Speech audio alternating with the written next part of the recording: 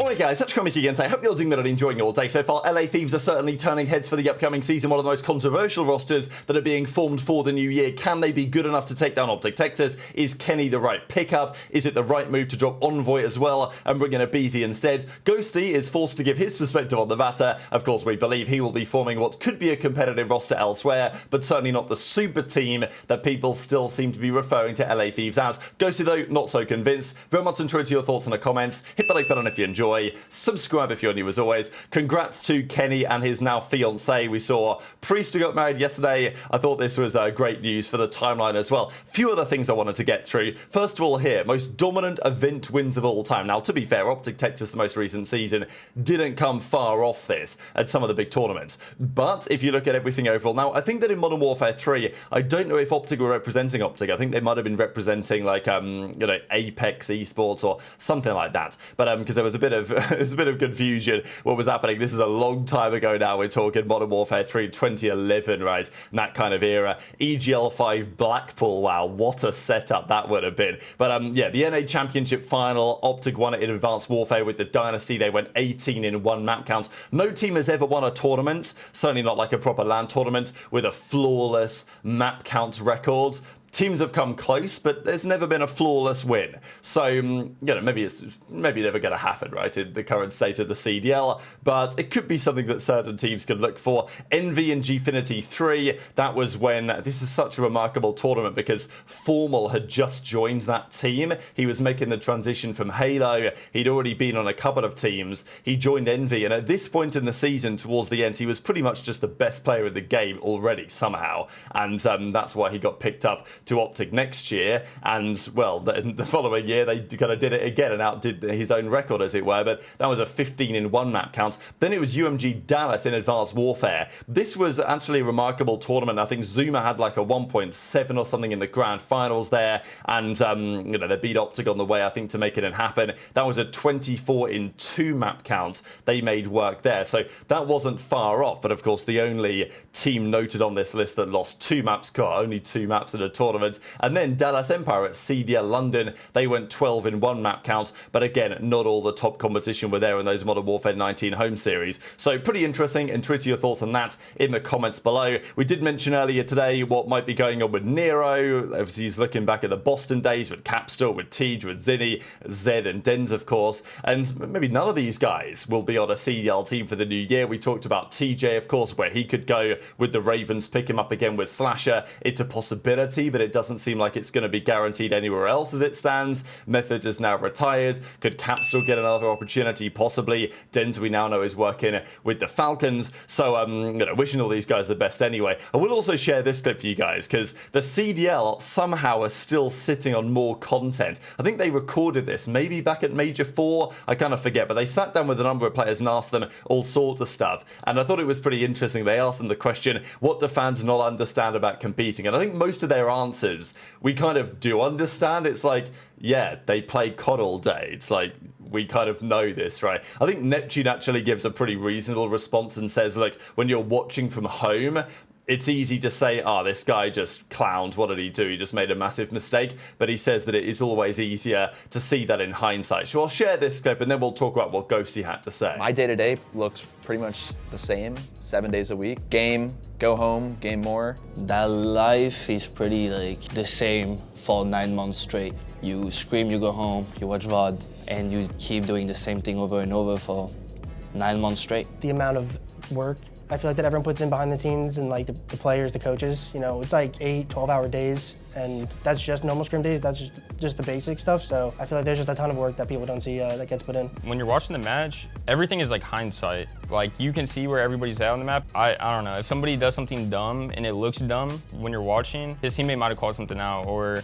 that was wrong. People, I feel like, don't really understand when they're watching it. And yeah, whenever I talk to my family, you know, they always ask, you know, what's happening in life, what's going on, and I tell them nothing, the exact same as always. So there have been a couple of big debates floating around over the last few days. This is one example. Who's going to finish their career with a better career, Scrap or Mercules? Now, of course, Scrap's been around for a couple of years. You might well argue that Mercules' career has already surpassed Scrap's. And you know, maybe you do have to argue that, because at the end of the day, one's a world champion, one's a World Cup winner, the other one isn't, right? Whatever you say. So I'm sure there were lots of replies to that extent. Now, does it mean that it's over yet? Not necessarily, right? Mercules' career is very early days, though many would predict that Mercules will go on to be one of the greatest ever, and it would, frankly, at this point be a surprise if he doesn't, given his first season with OpTic.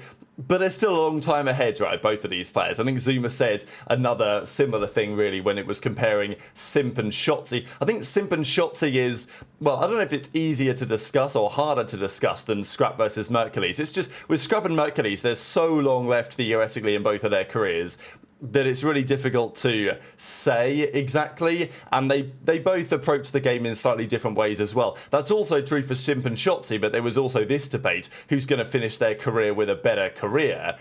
And I think right now people would definitely lean the way of Shotzzy, I suppose.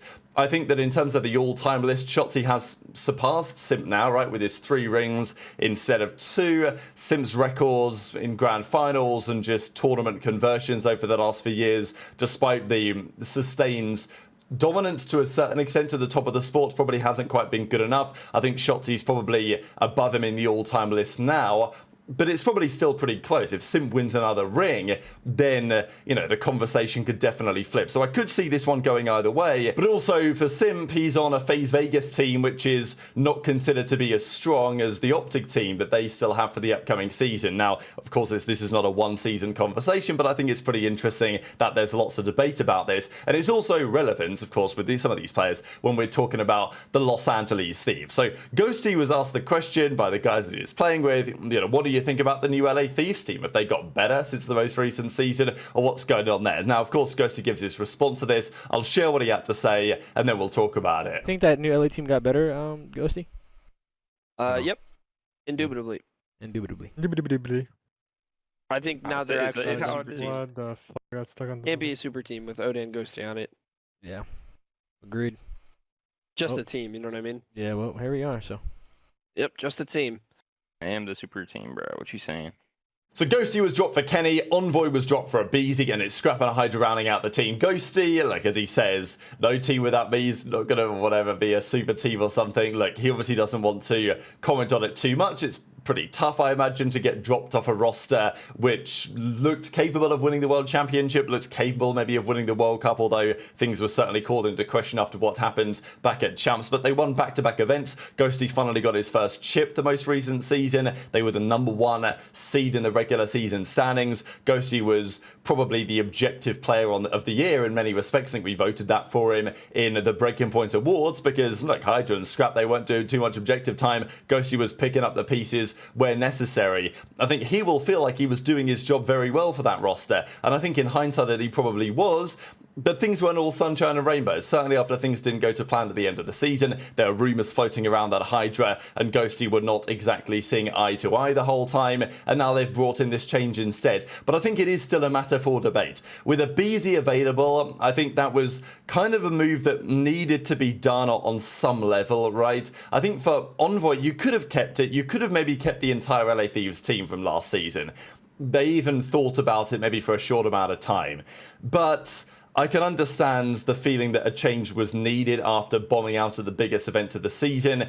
Scrap, I mean, HyDra made it very clear that he wants to take the all-time record in terms of championship wins, in terms of world championship wins. He's got 1 ring. He wants 4. He wants to break the record as a player. He said that when he sat down with ReeaL in a Breaking Point podcast that he did last season. Scrap wants a ring, first of all. So the big one for LA Thieves is winning the World Championship. That's like the absolute #1 goal. And with that in mind, it's understandable that they felt the changes were necessary. Now, I rate Envoy very highly, but I do understand that, you know, on paper, do I prefer an aBeZy HyDra duo, and just to see how unbelievable that should be on paper if they actually work well off one another. I think Envoy's a really smart player and probably gets a little underrated in terms of its impact on this team, to be honest. But I also understand the logic in moving on, especially when, if a Tiny Terror is available, given that's the first time in 7 years that any of those guys have been available, it's very understandable to consider it. Even OpTic, I think, had they not won the World Cup, certainly had they not won champs, but had they not won the World Cup, it would have been pretty tempting for them to look at, you know, Simp or aBeZy when they decided that FaZe were going to blow it up. So I do get that one as much as I do feel for Envoy. But I think the question that many fans have is whether the Kenny move is the right idea. Now, let's not forget here, right? Kenny was not the #1 choice for this LA Thieves team. We believe he was the 3rd choice. They wanted Cellium, first of all, which I think would have been very interesting. I actually think I prefer the team with Kenny, to be honest, in terms of what the team needs.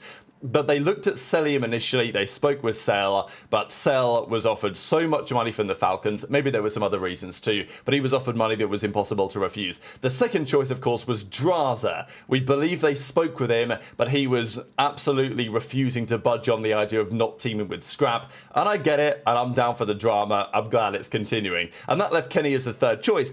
But I think there's also an argument to say, well, hang on a second, if Kenny was the 3rd choice, maybe you just stick with Ghosty, right? Like, did he really do that bad of a job? Was he, you know, working well with the team in theory? At least in terms of the stats, he was pretty much the perfect counterpart to what that team had.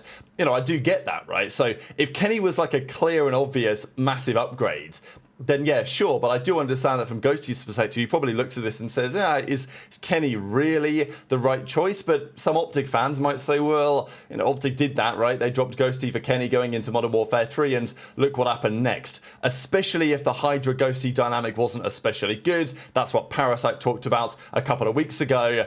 Maybe this was somewhat inevitable, right? But it will be a fascinating rivalry for the new season if it is a rivalry between the new Gentlemates team, because Ghosty and Envoy on the same team on Gentlemates. So I guess you can look at it that way. You can say, all right, Ghosty and Envoy on Gentlemates, their teammates are Sib and Neptune.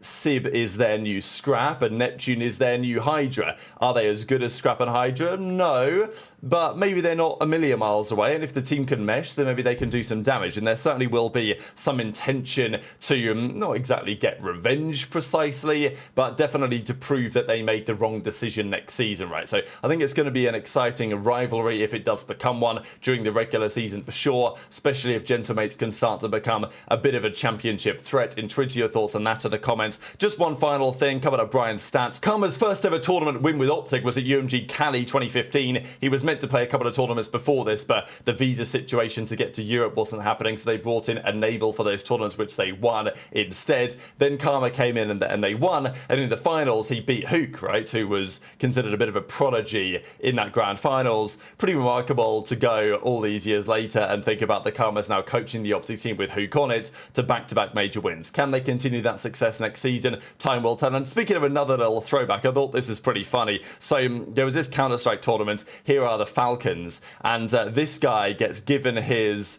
It's this fella, isn't it? Yeah, he gets given his medal here, and then he actually refuses to even put it on, and he just grabs it. Now, there's always a lot of debate about this, whether, because if you lose, do you want to put effectively the attendees, the second place medal around your neck? Is it disrespectful to take it off? And we see this debate happening quite a lot sometimes because, you know, you're never going to be happy with like a runners-up medal, are you? But some would say that at least put it on, wear it, and then you can take it off afterwards. Now, what's pretty funny about this, the reason why Clayster quote tweets this, is because if you rewind to ESWC 2017, I think this was. Now, this was the French tournament in Paris that OpTic beat FaZe in the finals, and it wasn't even really close in the end. Clay won the second place medal. You can see what he does here. He takes it off, and then he like throws it at someone in the crowd or something. So this actually caused a lot of drama. If he goes out and wear about this, I just thought it'd be funny to mention as a bit of off-season hindsight that talking of players not being happy with second place medals, Clay put it on, was furious, and then takes it off and just chucks it into the crowd and dome-pieced someone, as Clay said in the quote tweets here. So thought that was pretty entertaining. Very much interested to your thoughts on all of this stuff in the comments. Hit the like button if you enjoyed. Subscribe if you're new. Take care, and I'll see you next time.